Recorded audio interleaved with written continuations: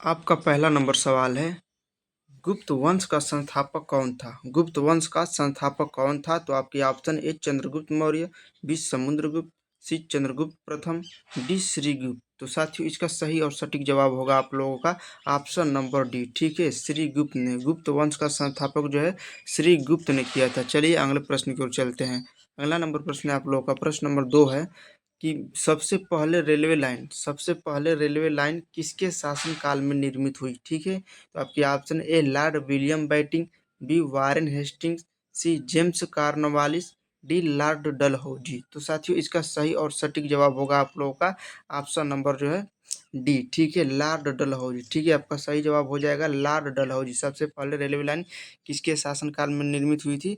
याद रखना लॉर्ड डलहौजी। ठीक है, चलिए अगले प्रश्न को चलते हैं। प्रश्न नंबर 3 है साथियों आप लोगों का कि भारतीय राष्ट्रीय कांग्रेस के सर्वप्रथम मुस्लिम अध्यक्ष कौन थे? ठीक है, भारतीय राष्ट्रीय कांग्रेस के सर्वप्रथम मुस्लिम अध्यक्ष कौन थे? तो आपके ऑप्शन है A Badruddin Tyabji, B M A Ansari, C Rafi Ahmed Kidwai, D Abul Kalam Azad. तो साथियों इसका सही जवाब है आप लोगों का ऑप्शन नंबर ए। ठीक है, बदरुद्दीन तैयबजी। ठीक है, भारतीय राष्ट्रीय कांग्रेस के सर्वप्रथम मुस्लिम अध्यक्ष जो है बदरुद्दीन तैयबजी थे। ठीक है, क्लियर है। चलिए आगे बढ़ते हैं। प्रश्न नंबर 4 है आप लोगों का, प्रश्न नंबर 4 है कि गांधी जी किससे अपना राजनीतिक गुरु मानते थे? ठीक है, गांधी जी जो है किससे अपना राजनीतिक गुरु मानते थे? तो आपके option A Jawaharlal Nehru, B Bal Gangadhar Tilak, C Gopal Krishna Gokhale, D Dadabhai Naoroji. तो साथियों इसका सही और सटीक जवाब है आप लोगों का ऑप्शन नंबर सी। ठीक है, गोपाल कृष्ण गोखले को। ठीक है,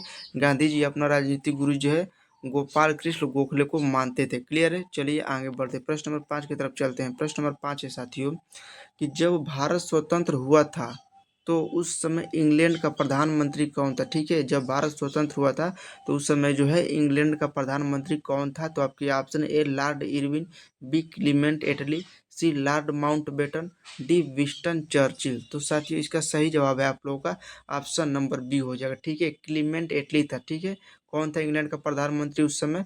क्लीमेंट एटली। याद रहेगा ना। चलिए आगे बढ़ते हैं, प्रश्न नंबर 6 देखते हैं साथियों।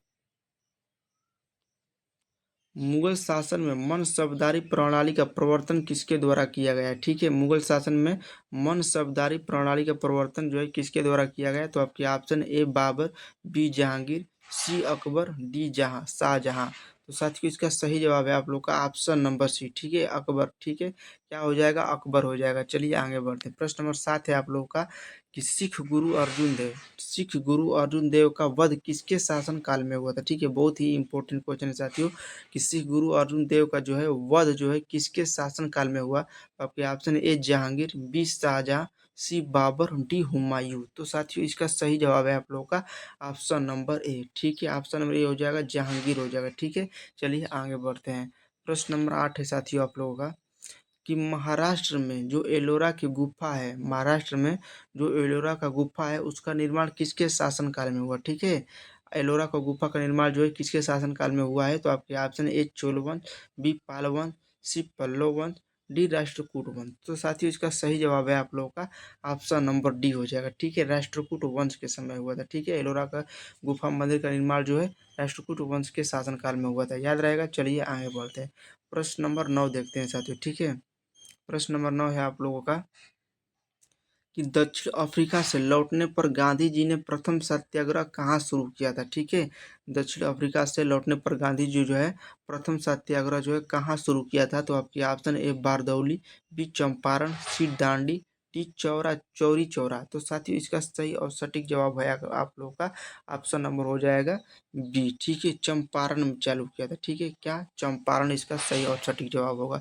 चलिए आगे बढ़ते हैं, प्रश्न नंबर 10 की तरफ चलते हैं। प्रश्न नंबर 10 है आप लोगों का कि किस वंश का शासन सबसे अच्छा रहा है? ठीक है, किस वंश का शासन जो है सबसे अच्छा रहा है? तो आपके ऑप्शन ए कौरव वंश, बी सतवाहन वंश, सी कुषाण वंश, डी मौर्य वंश। तो साथियों इस प्रश्न का सही और सटीक जवाब जो है आप लोगों को कमेंट करके बताना है। ठीक है साथियों, ऐसे ही रोजाना वीडियो देखने के लिए आप हमारे इस चैनल को सब्सक्राइब करें। ठीक है, तब तक के लिए धन्यवाद। मिलते हैं अगले वीडियो के साथ।